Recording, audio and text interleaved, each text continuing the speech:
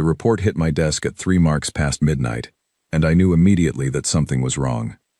I am Calith Vone, senior diplomatic scribe to the eternal throne of the Zelkari Dominion, and in 40 years of service, I have read more intelligence briefs than most officers will see in a lifetime.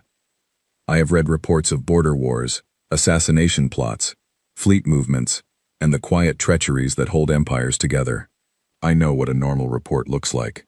I know the rhythm of routine, and the document glowing on my screen that night had none of it. 3 of our patrol cruisers, the Blade of Varan, the Starfire, and the Unbroken Fang, had intercepted a small human cargo vessel near the edge of the Delvan Corridor. This was not unusual. The Delvan Corridor sits at the border of what we consider unclaimed space that humans have settled in recent decades, though we never formally recognized their claim. Our patrols intercepted human ships there regularly. The protocol was simple and had been followed 100 times before. Demand the cargo manifest. Order the crew to submit to boarding. If they resist, disable the ship. If they flee, let them run. Humans were not worth the ammunition. But this time, the cargo ship refused. The patrol commander, a junior captain named Rethon, ordered the standard warning volley. 3 concentrated plasma bursts, enough to strip the shields off a Kreth-heavy cruiser, struck the human vessel directly. The ship did not lose its shields. It did not break apart. It did not even change course. According to Rethon's sensor logs, the plasma bursts hit the hull and simply stopped. Not deflected, not absorbed in the way our shield technology absorbs energy. The energy just ceased to exist on contact. The sensors could not explain it. There was no heat signature, no radiation bloom, no dispersal pattern. The energy was there, and then it was not. I read that line 3 times. Then I read it again. The human ship held position for exactly 4 seconds. Rethan described those 4 seconds as the longest of his career. Then, without any visible engine activation, without any acceleration warning, the ship moved. It went from a dead stop to a velocity that our sensors could not track in under a second. One moment it was there. The next, it was a fading ghost on long-range scanners. And then it was nothing. Gone, as if it had never existed. Rethon filed the report with a note at the bottom that read, "Requesting technical review of sensor equipment. Possible malfunction across all 3 vessels." He did not believe what his own instruments had told him, and I could not blame him. What those instruments described was, by every known law of physics in the galactic record, impossible. I should have taken it to the Emperor immediately. I should have walked into the throne room and placed that report on the arm of his chair and said, "Your Eternity, something has changed." But I did not. I did what scribes do. I filed it. I categorized it. I placed it in the daily intelligence summary, between a trade dispute on the Kreth border and a routine fleet rotation schedule. A footnote among footnotes. The Emperor glanced at it the next morning during his briefing. I watched his 4 golden eyes scan the paragraph I had written, a careful summary of the incident, stripped of alarm, presented as a curiosity. He laughed, not loudly, not cruelly, but with the casual dismissiveness of someone who has ruled 4,000 star systems for longer than most civilizations have existed. "Humans," he said, his voice echoing in the cavernous briefing chamber. "Frightened little animals, running from predators." As expected. The War Council members around the table chuckled with him. Admiral Theska, the supreme commander of the Imperial fleet, did not even look up from her tactical reports. The Zelkari Dominion had ruled this galaxy for 11,000 years. We had crushed the Kreth hegemony twice. We had outlasted the Drakh, the oldest silicon-based species in known space. We had built an empire so vast that light itself grew old traveling from one border to the other. The idea that a species like humanity, a species we had classified as a Category 9 minor civilization, barely 60 years into spaceflight, could pose any kind of concern, was not just unlikely, it was laughable. And yet, that night, alone in my quarters, I pulled up the sensor data again. Not the summary I had written, but the raw data itself. The energy readings from the plasma impacts. the velocity calculations from the cargo ship's departure, the complete absence of any recognizable drive signature. I cross-referenced it against every known technology in the Dominion archives. I searched the Kreth databases, the Lirathi theoretical models, even the ancient Drakh engineering records that dated back 20,000 years. Nothing matched. Not a single entry in the combined knowledge of every advanced civilization in the galaxy could explain what that small, unremarkable human cargo ship had done. I sat with that knowledge for a long time. The room was quiet. The capital city of Veron Prime hummed far below my tower window, a sprawl of light and movement that stretched to the horizon in every direction, the beating heart of the most powerful civilization the galaxy had ever known. I filed the sensor data under a new category I created that night. I labeled it simply, anomalous, human origin, unexplained. It was the first entry. Within 6 rotations, it would not be the last. I should explain what the galaxy looked like in those days, before everything changed, because it is important to understand how certain we were, how absolute our confidence had become, how deeply we believed that the order of things was permanent. The Zelkari Dominion sat at the center of everything. 4,000 star systems, 70,000 warships, a throne that had passed through an unbroken line of rulers for 11 millennia. We were not merely powerful. We were the definition of power. Every other civilization measured itself against us, and every other civilization came up short. Below us sat the Galactic Council of 12, the governing body that we had founded and that we chaired. The Kreth hegemony, with their hive-linked insectoid armies, and their relentless territorial hunger. The Lirathi Concord, beings of pure luminous energy who perceived dimensions that solid matter species could not even theorize about. The Drake, ancient beyond reckoning, their bodies made of living stone, their memories stretching back to an age when most current species had not yet evolved. And 8 others, each powerful in their own right, each commanding fleets and systems and populations that numbered in the billions. And below all of them, far below, in a classification system that ran from Category 1 down to Category 10, sat humanity, Category 9, one step above uncontacted primitive worlds, a species that had achieved faster than light travel, barely 6 decades ago, that controlled fewer than 40 systems, that had a total population under 20 billion. Their ships were slow, their weapons were crude, their lifespans were shockingly short. 80 years, perhaps 100 with medical intervention. I had colleagues who napped longer than that. The file on humanity in the Dominion archives was thin, unremarkable biology, no natural psionic capability, no exoskeletal armor, no radiation resistance, no hive-mind coordination, no ability to perceive higher dimensions. By every metric that mattered, they were ordinary, fragile bipeds on a small rocky world in an unremarkable arm of an average galaxy. The kind of species that the Council noted, catalogued, and forgot. Humanity had requested formal diplomatic recognition from the Council 16 times over 30 years. 16 times, the request had been reviewed, discussed briefly, and denied. Not with malice, not with hostility, but with the casual indifference of powers that simply could not see why it mattered. You do not negotiate with insects. You do not give them a voice. You simply continue as if they are not there. I had drafted 3 of those denial letters myself. They were polite, professional, utterly dismissive, and I had not thought twice about any of them. That was the galaxy I lived in when the patrol cruisers fired on that cargo ship. That was the certainty I carried when I filed the sensor data and went to sleep. The humans were nothing. Everyone knew it. Every record confirmed it. Every analysis supported it. I did not yet understand that the most dangerous species in the universe is not the one with the sharpest claws or the strongest armor. It is the one that everyone underestimates. It is the one that has been told, again and again, that it does not matter, because that is the species with something to prove. And humans, as I would learn, had been proving things in silence for a very long time. In the 6 rotations that followed, I began to notice patterns, not the obvious kind that flash across intelligence screens in red, demanding attention. The subtle kind, the kind that only a scribe notices, because noticing is all we do. It started with the shipping lanes.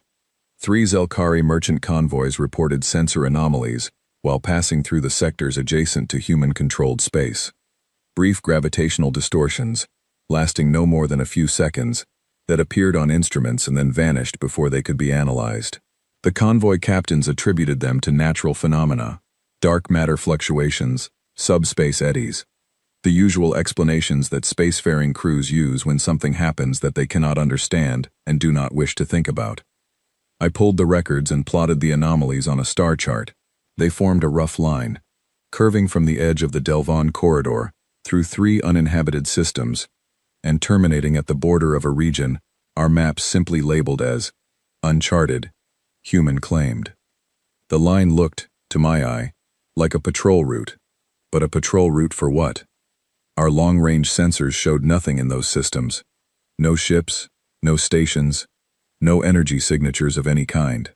Just empty space with unexplained gravity. I might have filed this as another curiosity and moved on, but 2 days later, a piece of information reached me that turned curiosity into genuine unease. It came from an unlikely source. The Kreth hegemony had sent a new ambassador to Veron Prime, an insectoid diplomat named Chitarak, who had a reputation for careful silence and a keen mind behind his compound eyes. We met at a diplomatic reception, one of those interminable functions where empires pretend to be friendly while counting each other's weapons. And over a glass of Zelkari ceremonial wine, Chitarak told me something that his government had not yet reported to the council. 12 Kreth scout ships had vanished near the human border. Not 1 or 2, which could be explained by mechanical failure or navigation error, but 12. An entire reconnaissance squadron. They had been conducting a survey of the region, mapping potential expansion routes, when they simply stopped transmitting. No distress signals. No weapons discharge detected. No debris found. 12 ships carrying over 300 crew members had entered human-adjacent space and disappeared as completely as if they had never existed. Chitarak's compound eyes shifted in a pattern I recognized as extreme agitation. "We sent a recovery fleet," he told me, his mandibles clicking softly. 40 warships. They found nothing. Not a fragment of hull, not a whisper of a signal. Just empty space. "My government is concerned, Calith. Quietly, of course. We do not wish to appear weak. But I tell you this because you are a scribe, and scribes understand the value of information that others overlook." I thanked him, and filed the conversation in my private records. That night I did not sleep. I lay in my quarters and stared at the ceiling, and tried to construct a scenario in which 12 military vessels could vanish without a trace near the territory of a Category 9 civilization. And I could not do it. Not with any technology I knew of. Not with anything in the Dominion archives. Not with anything that should exist. The following morning brought the Lyrathi warning. The Lyrathi Concord. Those strange and ancient beings of pure energy who float through the galaxy perceiving things that solid matter species cannot begin to comprehend, had sent a formal advisory to the council. It was couched in their typically cryptic language, a style that the other council members usually dismissed as mystical nonsense. But I read it carefully, and the words settled into my chest like ice. There is something in the dark between the stars that we cannot see. This is unprecedented. The Concord has perceived every object, every energy pattern, every gravitational thread in this galaxy for 9,000 years. We do not fail to see. We see everything. But now there is something that exists, and does not exist simultaneously. It moves. It has mass. It has purpose. And we cannot perceive it.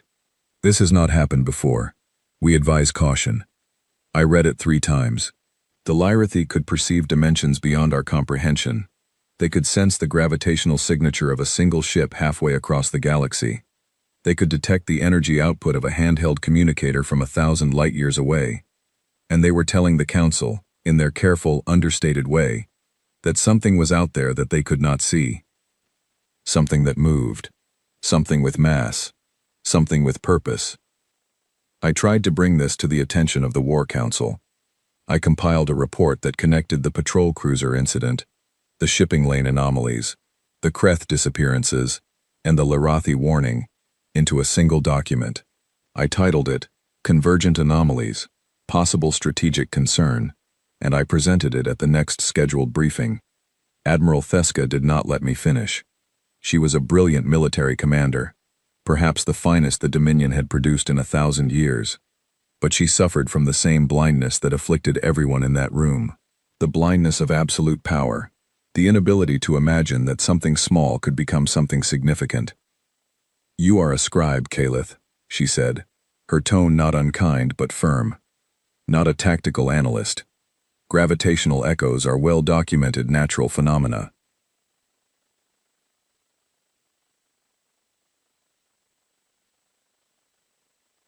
The Kreth lose ships because the Kreth are careless, and the Lyrathi see riddles everywhere because that is what energy beings do. There is no convergent pattern here. There is a collection of unrelated events that you have arranged to look like a pattern, because arranging things is what you do." Several council members smiled. The Emperor said nothing, but his expression made it clear that he agreed with his admiral. The matter was closed, but I was not finished looking. A scribe learns to be patient. A scribe learns to keep searching when others have stopped. I began pulling communication logs from our listening posts along the human border. What I found, or rather what I did not find, disturbed me more than anything else. For the past 3 years, there had been no human communications on any frequency we monitored. None. No civilian broadcasts, no military chatter, no diplomatic transmissions, no trade negotiations, no navigation beacons. 3 years of absolute silence from a civilization of 20 billion people. That was not normal. Even during wartime, civilizations communicate. Fleets need orders. Merchants need trade routes. Governments need to govern. Complete communication silence across an entire civilization required either total collapse or total discipline. And everything else I was seeing suggested it was not collapse. I checked the human embassy on Galactic Station, the neutral diplomatic hub where most civilizations maintained a permanent presence. The human embassy had been closed for 18 months. The official reason was renovation. But a contact of mine on Galactic told me quietly that the humans had not just closed their embassy, they had removed every piece of equipment, every data terminal, every furnishing, and every molecule of human DNA from the premises. They had cleaned it so thoroughly that it was as if humans had never been there at all. This was not how a civilization undergoing renovation behaved. This was how a civilization that did not want to be monitored behaved. And then came the gravitational anomaly that I could not explain and could not ignore. A deep space research station on the outer fringe of Zelkari territory, Station Velcor 7, detected something moving through an uninhabited system, approximately 40 light-years from the human border. The station's instruments registered a gravitational distortion consistent with an object of enormous mass, something close to the mass of a small moon, moving through space at a velocity that should have been impossible for an object that size. But there was nothing there. No visual signature, no electromagnetic emission, no thermal reading, no subspace wake, no radiation of any kind, just gravity, pure, unexplained gravity, pulling at the fabric of space-time as it moved through the void. The station commander tracked it for 11 minutes. During those 11 minutes, the object, if it was an object, traveled a distance that would have taken a Zelkari warship at maximum velocity, nearly 4 hours to cover. Then it simply stopped registering. The gravitational signature faded and disappeared, and the instruments returned to normal, and there was nothing to prove it had ever been there except the recorded data. The station commander sent the data to Fleet Command. Fleet Command sent it to the War Council. The War Council sent it to me, because no one else wanted to deal with it. I sat in my office and stared at the gravitational readings, and felt something I had rarely felt in my career.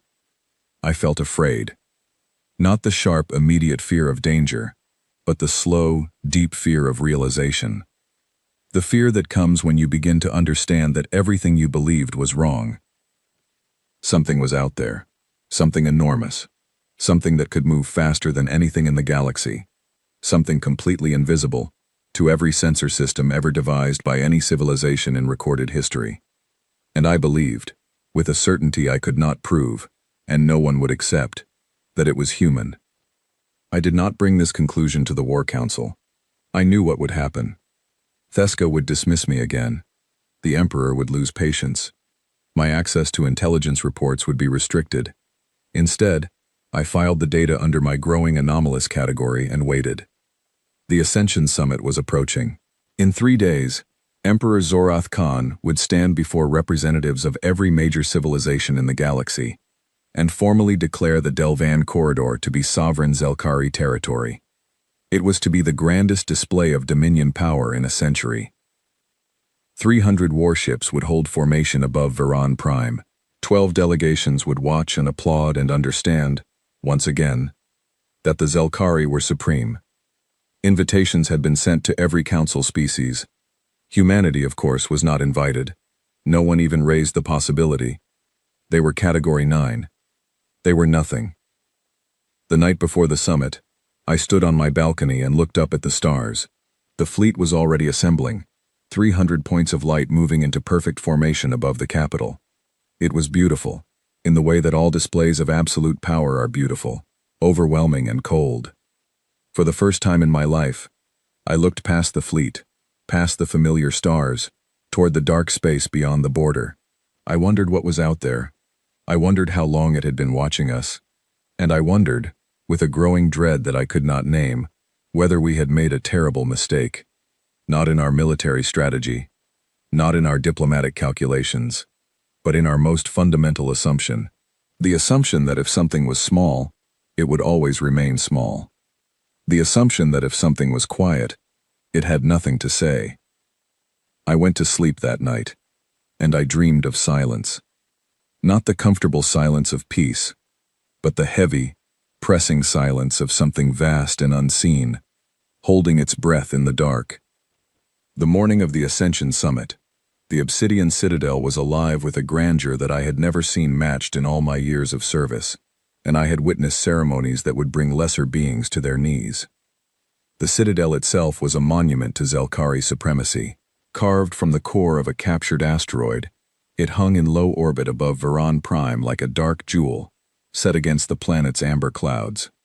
Its outer hull was 20 kilometers across, layered with defensive systems so ancient and so advanced that even our own engineers no longer fully understood how all of them worked.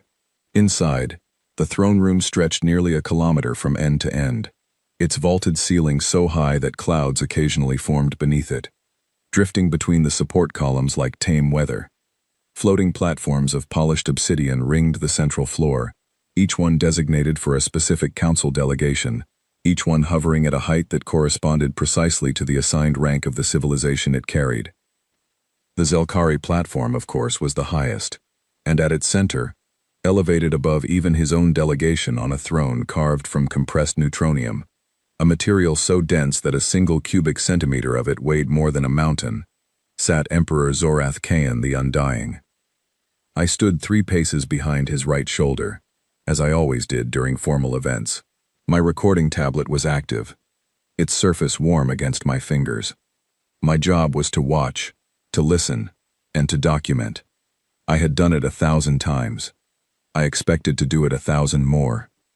Below us, the throne room was filled with over 6,000 attendees. Every council species had sent their most impressive delegation. The Kreth hegemony had brought a full honor guard, 40 of their armored warriors standing in perfect formation on their platform, their chitinous plates gleaming under the Citadel's artificial sunlights. Ambassador Chitarak stood at their front, his compound eyes scanning the room with an alertness that I noticed and others did not. The Larathi delegation was a cluster of luminous forms, beings of pure energy, that shifted between colors as they communicated, their light casting strange moving patterns across the nearby platforms. The elder among them, a being known as the Luminary, burned brighter than the rest, a cold blue-white radiance that was difficult to look at directly. The Drakh had sent a single representative, as was their custom. Their envoy was called Stone of Ages, a silicon-based being that stood nearly 4 meters tall and moved with the deliberate patience of a creature that had personally witnessed the rise and fall of civilizations. The Drakh did not rush. They did not need to. They had been old when the Zelkari were still learning to build fires. 8 other delegations filled the remaining platforms. Diplomats, military attachés, nobles, scholars, advisors. The combined political and military power in that room could have leveled a solar system. And above all of it, visible through the Citadel's transparent dome, the Imperial fleet held formation.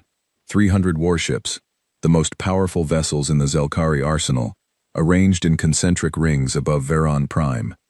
Their hulls caught the light of the planet's sun and threw it back in flashes of silver and gold.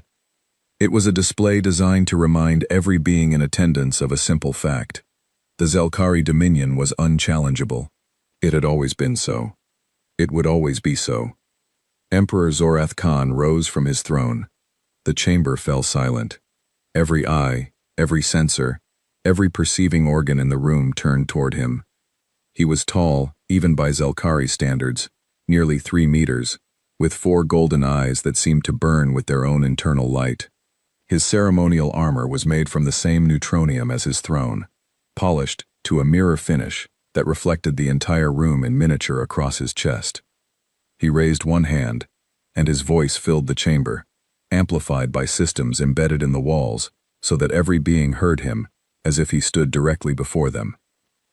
For 11,000 years, the Zelkari Dominion has been the guardian of order in this galaxy. We have kept the peace. We have arbitrated disputes. We have held the line against chaos. Today, we exercise our right and our responsibility to extend that protection to a new region. The Delvan Corridor, unclaimed and undefended, falls under our sovereignty from this moment forward, now and for all ages. He paused. The expected applause began, a carefully orchestrated sound that rippled through the delegations with practiced precision.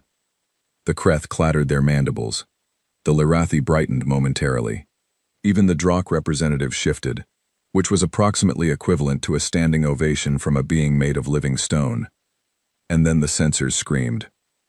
I will never forget that sound. In 40 years of service, I had heard every alarm the Citadel was capable of producing. Proximity alerts, shield warnings, atmospheric breach klaxons. I knew them all, but the sound that erupted from the Citadel's sensor systems at that moment was none of those. It was something I had never heard, a rapid, discordant tone that rose and fell in a pattern that seemed almost confused. Later, I learned that the technical classification for that alarm was unidentified sensor conflict. The system had detected something that it could not categorize. It did not know if what it was seeing was a threat, a malfunction, or something outside its entire frame of reference. So it did the only thing it could do. It screamed. Every display in the throne room activated simultaneously. The decorative projections that had been showing the Zelkari imperial crest and ceremonial imagery vanished, replaced by a real-time feed from the external sensor arrays. The view showed the space directly above Veron Prime, where the 300-ship Imperial fleet held its perfect formation. And there, in the exact center of that formation, something was appearing. It did not arrive. It did not jump in from faster-than-light travel. It did not emerge from a portal or a fold in space.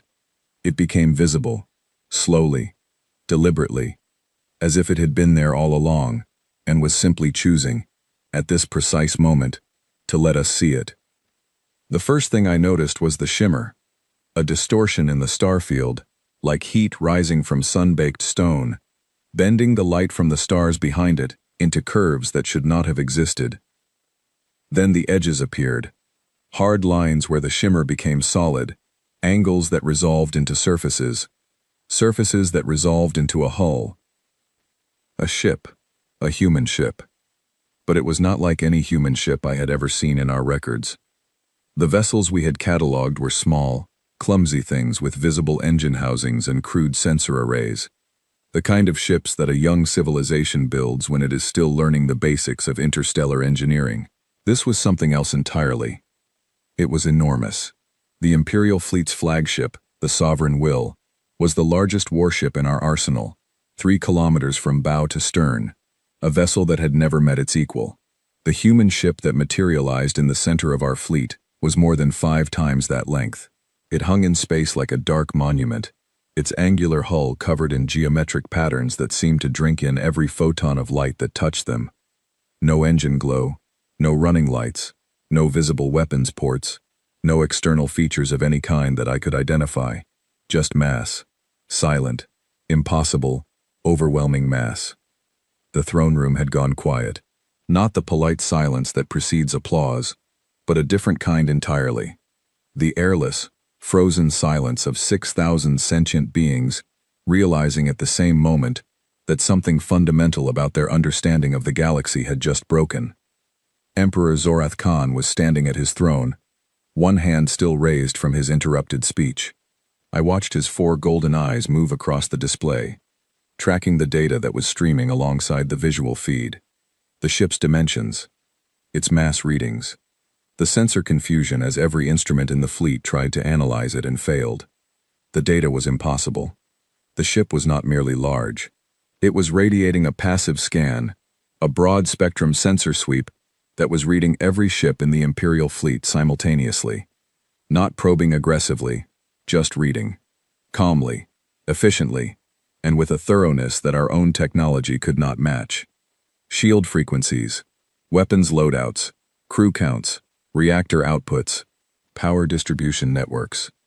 Every secret that a warship keeps hidden in its systems was being read like an open book. And we could do nothing in return. Our sensors could see the ship now, could register its size and mass and position, but they could not penetrate its hull. Every scan returned blank. No internal readings, no crew count, no weapons assessment, no power signature.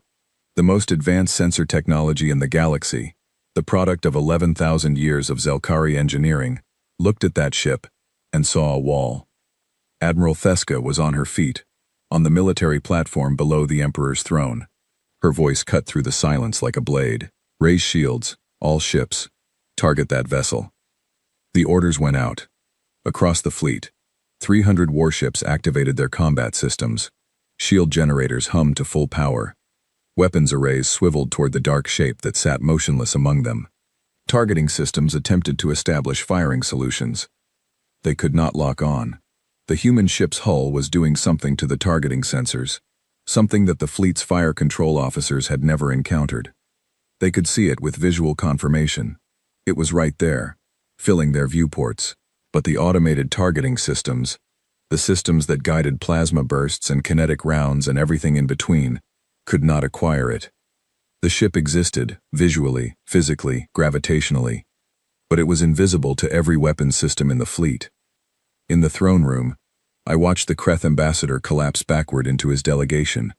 Chitarak's armored legs buckled beneath him, and his mandibles began clicking in a rapid pattern that I recognized from Kreth behavioral studies as a fear response. A deep, involuntary fear response that Kreth displayed only when they believed they were about to die. Around him, the Kreth honor guard broke formation, their discipline shattering as the primal terror of their hive instincts overwhelmed their training. The Lyrathi delegation dimmed, all of them, simultaneously, their luminous forms flickering and fading until they were barely visible. I had never seen a Lyrathi dim before. I did not know they could. Later, I learned that it was their equivalent of going pale with shock, an involuntary response triggered by the sudden perception of something that should not exist. The luminary, the eldest among them, was the last to dim. Its blue-white radiance stuttered, and then dropped to a faint glow, and in that fading light, I thought I saw something I had never seen in a Lyrathi before. Recognition. As if it had been right about its warning, and wished it had been wrong. Stone of Ages, the Drakh representative, did not move. The Drakh rarely did. But the ancient being's crystalline eyes, usually opaque and unreadable, had developed a faint internal luminescence.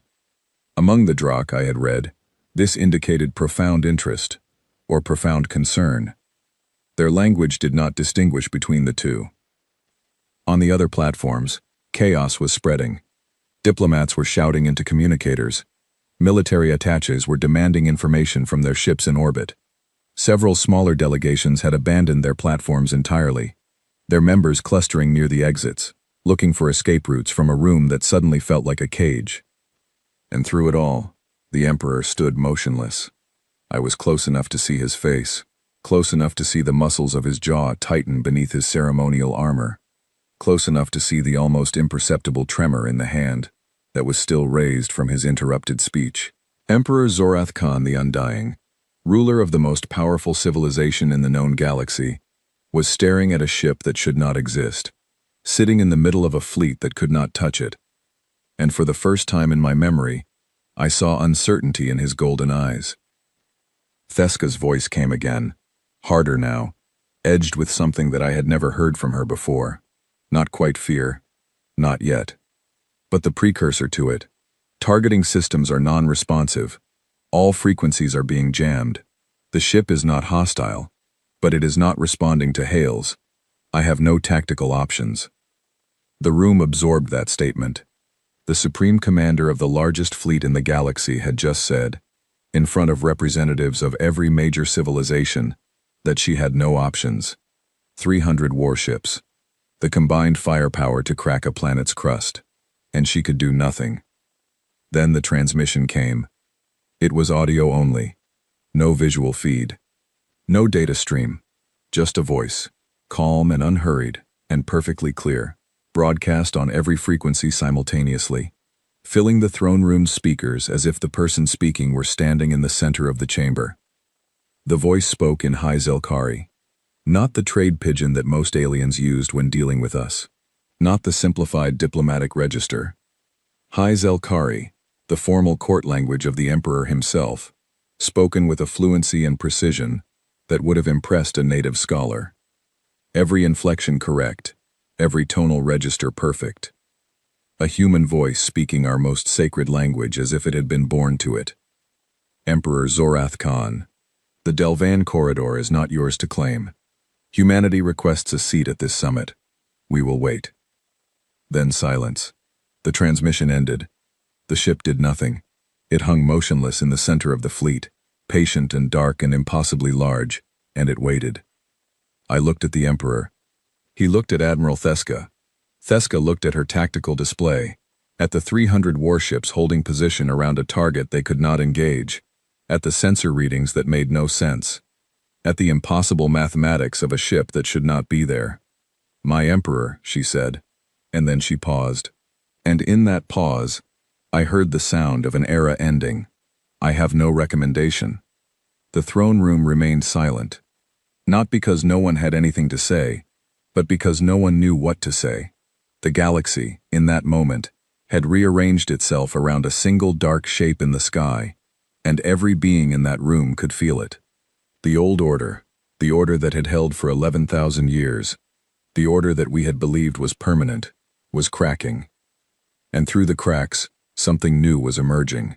Something patient, something silent, something that had been there, in the dark, watching and waiting and building, for longer than any of us had realized. Something human. In the hours that followed, while the Emperor deliberated behind sealed doors and the fleet held its useless formation around a ship it could not threaten, I did what I have always done. I searched for answers. The Citadel's archives are the most comprehensive repository of knowledge in the galaxy. Every intelligence report, every scientific study, every diplomatic communication, every piece of data that the Dominion has gathered over 11,000 years is stored in crystalline matrices beneath the throne room floor. I had access to nearly all of it, a privilege of my position that most people envied and few understood. Access to information is not power. Understanding what the information means is power. And that night, as I dove deeper into the archives than I ever had before, I began to understand things that I wished I could forget. I started with humanity's official file. It was exactly as I remembered. Thin, dismissive, and condescending. Category 9 Minor Civilization. First contact 63 years ago. Homeworld designated Sol 3, a small rocky planet orbiting a yellow main sequence star in the outer arm of the galaxy. Population approximately 19 billion at last survey. Technological level assessed as primitive by galactic standards. Military capability rated as negligible. Diplomatic status denied. But now I was not reading for confirmation. I was reading for what we had missed. I pulled every interaction report between Zelkari officials and human representatives over the past 30 years. There were hundreds of them. Most brief, most dismissive. Trade requests denied. Territorial claims ignored. Diplomatic petitions rejected. And in every single interaction, the same note appeared in the human response column. A simple, polite acknowledgement of the denial, followed by a statement that humanity remained committed to peaceful dialogue. No threats, no anger, no demands. Just a quiet repetition of the same message. We are here. We wish to talk. We will try again. I counted the requests. 16 formal petitions for council recognition. 23 requests for trade agreements. 11 proposals for joint scientific research. 7 appeals regarding Zelkari patrol ships entering what humans considered their sovereign space. Every single one denied. And after each denial, the same patient, measured response. Reading them in sequence, one after another, I felt something shift in my understanding. I had always read those responses as weakness, passive acceptance, the meek compliance of a species that knew its place. But now, sitting in the archive chamber, while a ship the size of a small continent hung silently above the planet, I reread them and saw something different. I saw patience, deliberate, strategic, terrifying patience. The patience of a species that had decided, at some point, that words were not enough. That had decided to stop talking and start building. And that had waited, quietly, for the right moment to show the galaxy what it had built. The next thing I searched for was the communication blackout. 3 years of silence from human space. I pulled our signals intelligence reports from that period and found exactly what I expected. Nothing. Our listening posts had recorded not a single transmission from human territory in 37 months. No civilian broadcasts, no military communications, no navigation signals. An entire civilization had gone dark. But buried in the signals intelligence archives, I found something that the original analysts had overlooked. During the first month of the blackout, just before human communications ceased entirely, there had been a single burst transmission on a frequency that our equipment could barely detect. It lasted less than 2 seconds. The content was encrypted in a method that our cryptographers could not crack, but the transmission's origin point was logged, and when I plotted it on a star chart, I felt ice settle into the base of my spine. It had come from empty space, not a star system, not a station, not a planet, a point in the void between systems where there was nothing.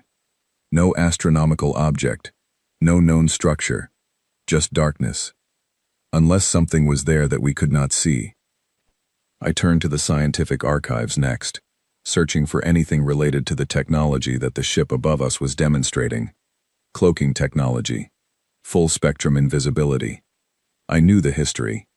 Every major civilization in the galaxy had attempted to develop cloaking at some point. The Zelkari had spent 2,000 years on it, before abandoning the research. The Kreth had tried for 500. Even the Drakh, with their 20,000-year memory, had pursued it for 10 millennia before their greatest engineers declared it physically impossible. The problem was fundamental. To make something truly invisible, you had to hide it from every type of detection simultaneously. Light, heat, radiation, gravity, subspace resonance, quantum fluctuation. Defeating one or two was achievable. Defeating all of them at once required bending the fabric of space-time around the cloaked object, creating a bubble of distorted reality that let everything, light, gravity, energy, pass around it as if it were not there. The energy required to maintain such a bubble around anything larger than a molecule was calculated to be greater than the total output of a medium-sized star. It was not merely difficult. It was, by every model we had, impossible. And yet the ship above Veron Prime existed. It had been invisible to every sensor in the galaxy, until it chose not to be. It was not just invisible to light, it was invisible to gravity, to subspace detection, to quantum scanning, to the Lyrathi's energy perception, to everything. It was, for all practical purposes, a hole in reality that moved. The humans had done what every civilization in the galaxy said could not be done, and they had done it in 60 years. I sat with that realization for a long time, alone in the archive chamber, surrounded by the crystalline matrices that contained 11,000 years of accumulated knowledge. All of that knowledge, All of those centuries of research and discovery and engineering, and a species that had been traveling between stars for barely 6 decades had surpassed all of it. Not incrementally, not by a small margin. They had leapt so far ahead that our best scientists could not even theorize about how they had done it. Then I found the spectral analysis. While the ship's interior was invisible to our sensors, its hull was not, now that it had decloaked. Our fleet's instruments had been scanning it continuously since it appeared, and the spectral data on the hull material was available in the tactical database. I pulled it up and immediately called a materials science colleague, a researcher named Darveen who owed me several favors. Darveen analyzed the data for less than 10 minutes before calling me back. His voice was shaking. The hull material was unlike anything in any known periodic table. It appeared to be constructed at the atomic level, each individual atom placed with a precision that our manufacturing technology could not approach. Not assembled molecule by molecule, which was the current frontier of Zelkari materials science. Atom by atom, each one positioned deliberately in a lattice structure that Darveen said would take him years just to model theoretically. He estimated that the manufacturing capability required to produce such a material was at least 500 years beyond the most advanced technology in the galaxy. 500 years. A Category 9 civilization, 60 years into spaceflight, was operating with technology that the galaxy's greatest powers would not achieve for 5 centuries. My last search was the one that tied everything together. I was looking for context, not technology, not military intelligence, but understanding. Why had humans done this? How had they done this? A species with no psionic ability, no hive-mind coordination, no millennia of accumulated knowledge, no natural advantages of any kind, had somehow outpaced every civilization in the galaxy. What was different about them? I found my answer in a forgotten corner of the academic archives. A research paper, published 40 years ago by a Zelkari xenologist named Dr. Valith. Her thesis had been rejected by every academic institution on Veron Prime. Her colleagues had called it alarmist, unsupported, and borderline ridiculous. She had been stripped of her research funding and quietly pushed out of the scientific establishment. Her paper had been read by fewer than 30 people before being buried in the archives. I was perhaps the 31st. Dr. Valith had studied human cognition and compared it to every other spacefaring species in the galaxy. Her finding was simple and, in retrospect, devastating. Every advanced civilization had evolved with a specific cognitive advantage. The Kreth had hive-linked parallel processing, allowing millions of minds to work on a single problem simultaneously.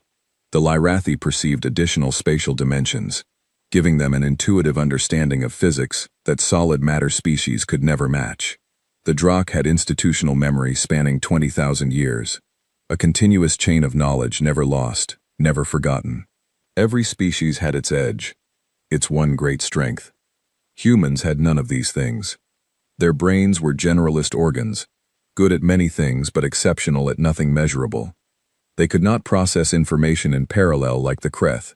They could not perceive higher dimensions like the Lyrathi. They could not remember with the perfect fidelity of the Drakh. By every cognitive metric, they were average. But Dr. Valith had identified something that the metrics did not capture. Humans were adaptive in a way that no other species could match. When faced with a problem they could not solve, they did not accept failure. They changed their approach. They combined disciplines.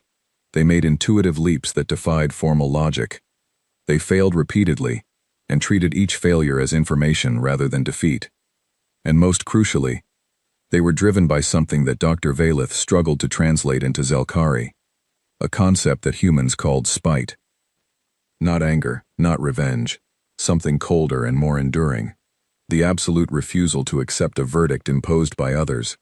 The deep, burning determination to prove wrong anyone who said they could not. We had told them they were nothing. We had told them they did not matter. We had ignored them, dismissed them, and denied them a voice, 16 times over 30 years. And instead of accepting it, they had gone quiet, and in the silence, they had built something that could make the galaxy listen. I closed the archive terminal and sat in the dark for a long time. The citadel hummed around me. Somewhere above, A ship that should not exist waited with a patience that I now understood was not passivity but discipline. Somewhere in the sealed council chambers, the Emperor was trying to decide what to do about a problem that he had created by refusing to acknowledge that it was there. And I understood, at last, what we were dealing with. Not an enemy, not a threat. A species that had been given every reason to come with weapons drawn, and had instead come with a single ship and a single sentence. A request, not a demand. A chair, not a conquest. That, more than the technology, more than the cloaking, more than the impossible hull material, was what frightened me. The weapons I could understand, the restraint I could not. The Emperor summoned me at dawn. I found him alone in his private chamber, a small room by Citadel standards, barely 30 meters across, with a single viewport that looked out over Veron Prime. The planet's amber clouds swirled below, lit by the first rays of the sun, and above them, visible even in the brightening sky, the dark outline of the human ship remained. It had not moved. It had not transmitted. It had simply waited through the long night, as promised. Zorath Khan was standing at the viewport, still wearing his ceremonial armor, though it was clear he had not slept. His 4 golden eyes were focused on the dark shape above, and when he spoke, his voice was quieter than I had ever heard it. You read the reports that others discard, Calith. You see the patterns that others dismiss. Tell me what we are facing. I had prepared for this question. I had been preparing for it all night, but standing before the Emperor, speaking the words aloud, made them heavier than they had been in my mind. A species that was told it was nothing, your eternity. 16 times, they asked for a voice, and 16 times, we refused them. They did not argue. They did not threaten. They simply stopped asking, and started building. Everything we have seen, the cloaking technology, the impossible speed, the hull material, the communication blackout, it all leads to the same conclusion. They spent the last 3 years, at minimum, preparing for this moment. Not a moment of war, a moment of demonstration. The Emperor did not turn from the viewport. You believe they could destroy us. I believe that if they wanted to destroy us, they would have arrived differently. That ship appeared in the center of our fleet, read every vessel's systems in seconds, and made itself immune to our weapons. And then it asked for a conversation. That is not how a species begins a war. That is how a species proves it does not need one. The Emperor was quiet for a long time.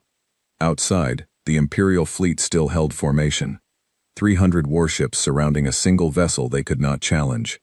The most powerful military force in the galaxy, reduced to an honor guard for a species they had classified as insignificant. The Kreth are demanding to withdraw their delegation, the Emperor said finally.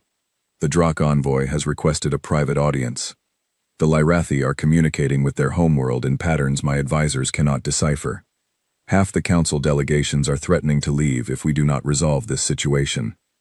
Theska tells me she still cannot establish a weapons lock. My intelligence chief tells me he has no information on human military capabilities beyond what that ship has already shown us. And you, my scribe, are telling me that we created this problem by ignoring it. Yes, your eternity. He turned from the viewport and looked at me directly, and in his golden eyes, I saw something I had never expected to see in an emperor. Not fear, not anger, but the raw, uncomfortable weight of a being confronting the consequences of choices made over decades. Choices that had seemed insignificant at the time. Denying a minor species a hearing, ignoring a petition from a civilization too small to matter.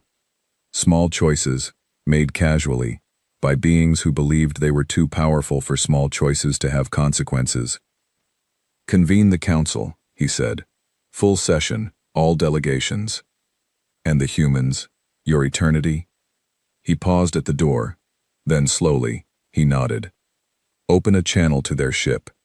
Tell them that humanity is invited to address the council. The council session convened within the hour.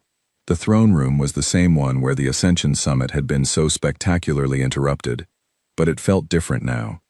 The floating platforms still held their delegations. The vaulted ceiling still soared above. The Citadel's systems still hummed with ancient power. But the energy in the room had changed. The confidence was gone. In its place was a tension so thick that I could feel it pressing against my skin like atmospheric weight. The Emperor took his throne, but did not sit elevated above the chamber, as he had during the summit. Instead, he lowered his platform to the same level as the council delegations. It was a small gesture, but every being in the room understood it. The Emperor was not presiding over this session. He was participating in it. That alone was unprecedented. The message had been sent to the human ship. The response had been immediate. A shuttle was on its way. The shuttle landed in the Citadel's main docking bay, and I was there to witness it. It was small, no larger than a standard Zelkari transport, with a smooth, featureless hull, made of the same light-absorbing material as the warship above. No weapons, no shields, no escort. It settled onto the landing platform with barely a sound, and sat there for a moment, quiet and still. Then the hatch opened, and a single human stepped out. I had studied images of humans in the archives, but I had never seen one in person. She was smaller than I expected, barely 1.75 meters, which put her well below the chest height of most Zelkari, and made her look almost childlike beside the Kreth honor guard that still lined the corridors. Her hair was gray, cut short, and her face was lined with the marks of age that humans accumulate in their brief lives. She wore a dark uniform, simple and unadorned. No medals, no rank insignia, no weapons, no jewelry, nothing that indicated status or power of any kind. She looked, to be frank, like someone's grandmother. She walked through the corridors of the Obsidian Citadel, past towering Zelkari guards in full combat armor, past Kreth warriors who could have torn her apart with a casual swipe of their armored limbs, past Drakh sentinels who weighed more than her entire shuttle, and she walked as if she were strolling through a garden. Her pace was unhurried. Her expression was calm. Her eyes moved across the Citadel's architecture with what appeared to be genuine appreciation, the way a tourist might admire a cathedral. I fell into step beside her as protocol required, and I offered the standard greeting in Galactic Common. She turned to me and smiled, a human expression that I knew intellectually indicated friendliness, but that I found unsettling in its openness, and she responded in flawless High Zelkari. "Thank you, Scribe Calith. The Citadel is beautiful. I have read about it for many years. I am glad to finally see it." She knew my name. She knew my rank. She spoke my Emperor's court language better than some Zelkari nobles I had met, and she had just casually mentioned that she had been reading about our most secure military installation for years. I filed all of this and said nothing. Her name was Eleanor Voss. She introduced herself simply, without title or rank, as she stepped onto the central floor of the throne room. She did not bow. She did not kneel. She did not perform any of the ritual gestures of submission that every other non-Zelkari species performed when addressing the council. She stood in the center of the chamber, a small, gray-haired woman in a plain, dark uniform, surrounded by 6,000 representatives of the most powerful civilizations in the galaxy. And she looked up at Emperor Zoreth Khan on his throne, and spoke as if they were equals. "Emperor Zoreth Khan, members of the Galactic Council, thank you for this invitation. I will be direct, because I believe that you deserve directness, and because you have waited long enough for answers." The chamber was silent. Every being listened. 30 years ago, humanity reached out to this council. We requested recognition. We requested dialogue. We requested the same basic courtesy that every civilization in this chamber was extended when it first joined the galactic community. We asked 16 times. 16 times we were denied. We were told that we were too small, too young, too insignificant.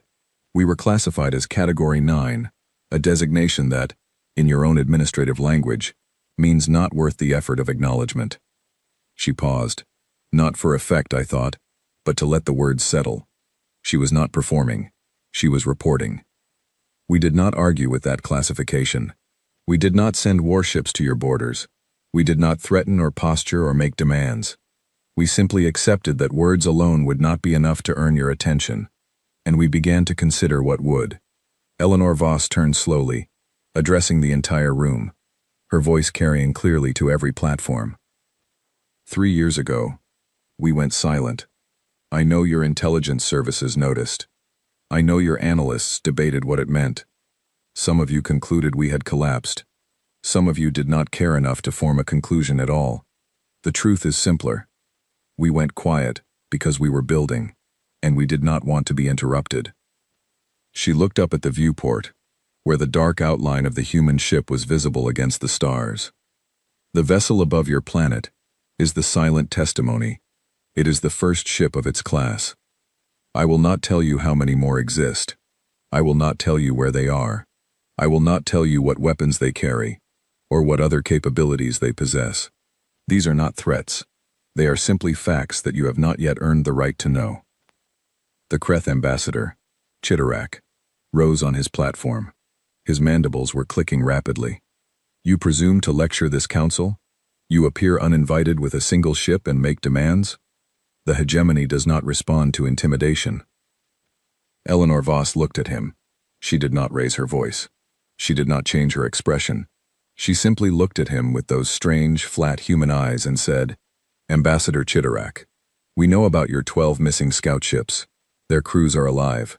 They have been our guests for the past 8 months, treated with courtesy and respect. We will return them to you, all 314 of them, as a gesture of good faith. They are unharmed. They have been well fed. Several of them have expressed interest in human cooking, which I understand is unusual for the Kreth. Chitarak sat down. He did not say another word for the remainder of the session.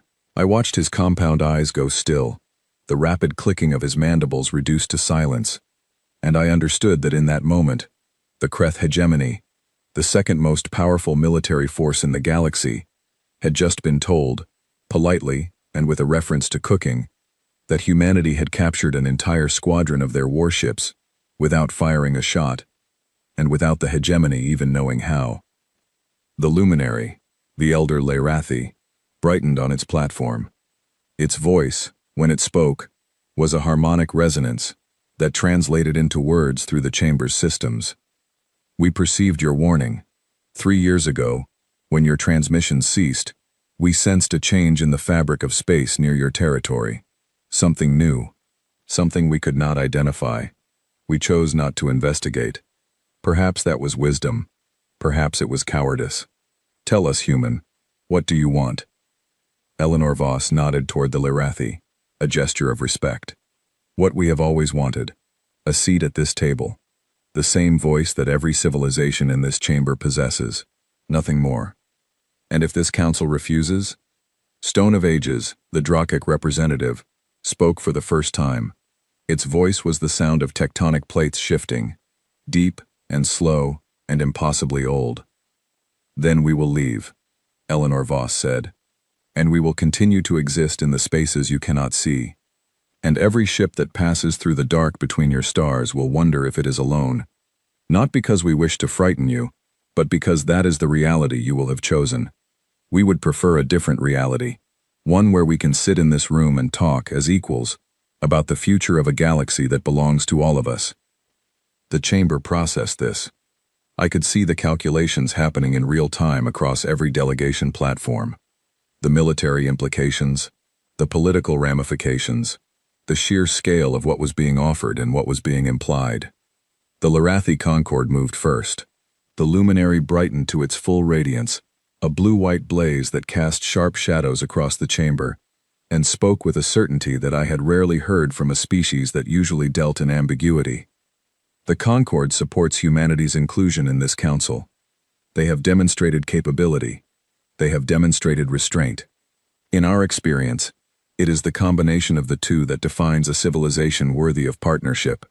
The Drak representative was next.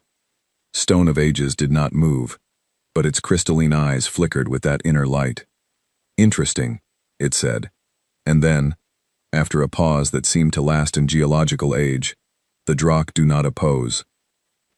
One by one, the other delegations spoke. Some voiced support, some abstained, none opposed. The momentum was clear.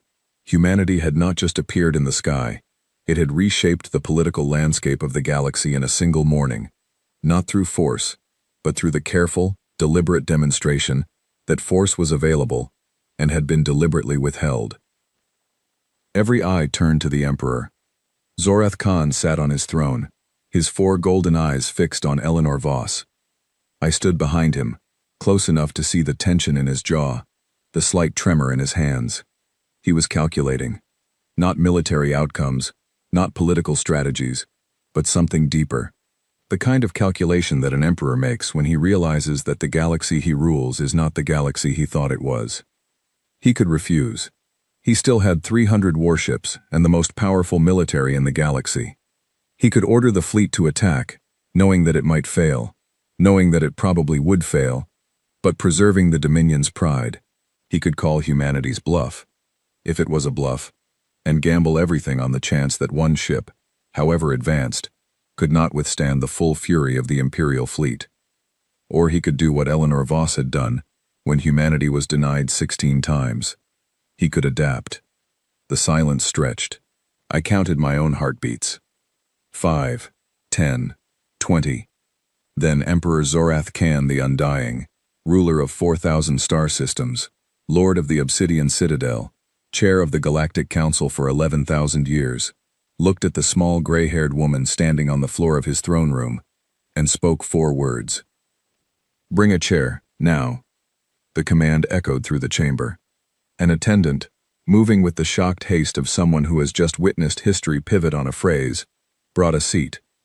It was a simple chair, hastily retrieved from an anteroom, made of polished Zelkari wood, unadorned and ordinary. It was placed among the council platforms at the same level as the other delegations. Eleanor Voss looked at the chair. Then she looked at the Emperor. And for the first time since she had entered the chamber, something changed in her expression. The diplomatic calm softened. The careful composure gave way, just for a moment, to something raw and real. She blinked, and I realized with a start that there was moisture in her eyes. Tears, I recalled from my studies of human biology, an involuntary response to strong emotion. She sat down, and the Galactic Council of 12 became the Galactic Council of 13. I recorded every word. I have recorded 10,000 council sessions in my career. I have documented wars and treaties, coronations and abdications, the rise of empires and the fall of civilizations.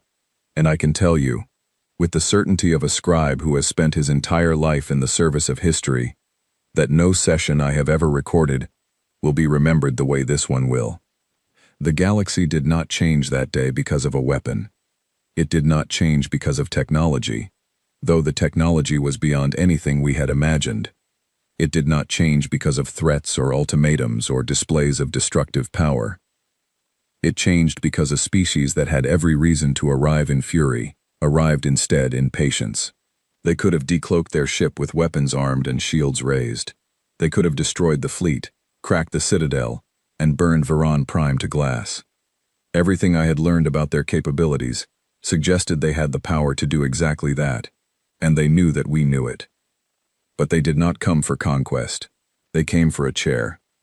A simple chair, an ordinary seat at an ordinary table. The kind of thing that should have been offered freely 30 years ago, when they first asked. The kind of thing that costs nothing to give and everything to withhold. I think about that often, in the days and weeks and months that have followed, as the galaxy has slowly, painfully adjusted to the new reality of a species that can move unseen through the dark between stars. I return to that moment again and again, the moment when the most dangerous civilization in the galaxy sat down in a wooden chair and chose to talk. That is what frightens me most about humans. Not the silent testimony hanging in orbit, not the unknown number of sister ships hiding in the void, not the technology that is 5 centuries beyond our own, not even the knowledge that they captured an entire Kreth squadron without firing a single shot. What frightens me is the restraint. I have studied every species in the known galaxy. I have cataloged their histories, their wars, their conquests, their failures. And in all of those records, across all of those civilizations, I have never found a single example of a species that built the power to dominate the galaxy and then walked into a room full of its rivals and asked, politely, for permission to sit down. Every other species, including my own, would have used that power. We would have arrived with weapons hot and demanded submission. It is what the strong do to the weak. It is what we did to every civilization that challenged us for 11,000 years. Strength was the right to rule, and rule was the exercise of strength. Humans do not think this way, and that, I have come to believe, is why they are more dangerous than anything the galaxy has ever encountered. Not because of what they can destroy, but because of what they choose not to. Eleanor Voss remained on Veron Prime for 6 days after the council session. During that time, she met with every delegation individually. She was polite, professional, and utterly forthcoming about humanity's desire for peaceful integration into galactic affairs. She answered questions about human culture, human governance, human art, and human history with a warmth and openness that disarmed even the most suspicious diplomats. She did not answer questions about the silent testimony. She did not discuss human military capabilities beyond what had already been demonstrated. When asked how many cloaked ships humanity possessed, she smiled and said, "Enough." When asked where they were deployed, she said, "Where they need to be." When asked what other technologies humanity had developed during its 3 years of silence, she said, "We look forward to sharing them with our new partners, in time." On the 6th day, she returned to her shuttle. Before she boarded, she turned to me. I had been assigned as her diplomatic escort, and over 6 days, we had spoken often. She was curious about everything. About Zelkari history, about the Citadel's architecture, about my work as a scribe. And she listened, truly listened, in a way that I found both disarming and unsettling. "Calith," she said, standing at the shuttle hatch. "You were the only one who noticed, were you not? The sensor data, the missing ships, the gravitational anomalies. You were the only one who put it together." I said nothing. I did not know how she knew this. She smiled. "We noticed you too. Your queries in the archives did not go unobserved. We have been watching this world for longer than your emperor would be comfortable knowing. And we saw a scribe who looked at the evidence and drew the right conclusion, even when everyone around him refused to listen." "Why are you telling me this?" I asked. "Because you will write the history," she said. "And when you do, I want you to remember one thing. We did not build the silent testimony because we wanted to frighten the galaxy. We built it because we had no other choice. When no one will listen to your words, you must find another way to speak. We chose to speak softly. We just made sure we had something very, very large to carry while we did it." She stepped into the shuttle, and the hatch closed, and the small vessel rose through the Citadel's docking bay and returned to the dark ship above. An hour later, the silent testimony reactivated its cloak. One moment it was there, a vast shadow against the stars. The next, it was gone. Not departed, just invisible. Still there, perhaps, or perhaps already light years away. There was no way to know. And that, I believe, was the point.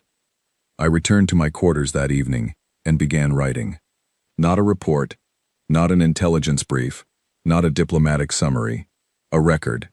A true account of everything that had happened, from the first anomalous sensor reading to the chair in the throne room. I wrote because that is what scribes do. We preserve the moments that matter, so that those who come after us can understand what changed, and why, and what it means. The galaxy has a 13th seat at the council table now.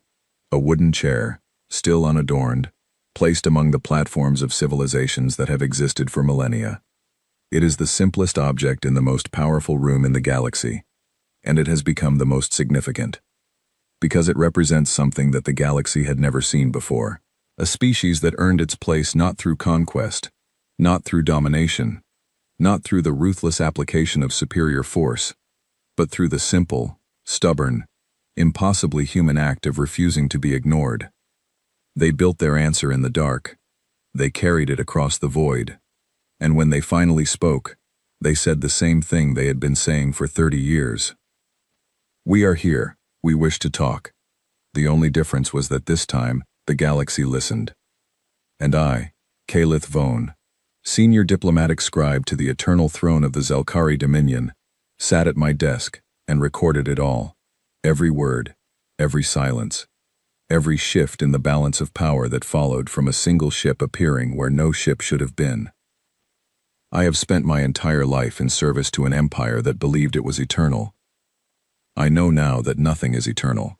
Not empires, not certainties, not the assumptions we build our civilizations upon.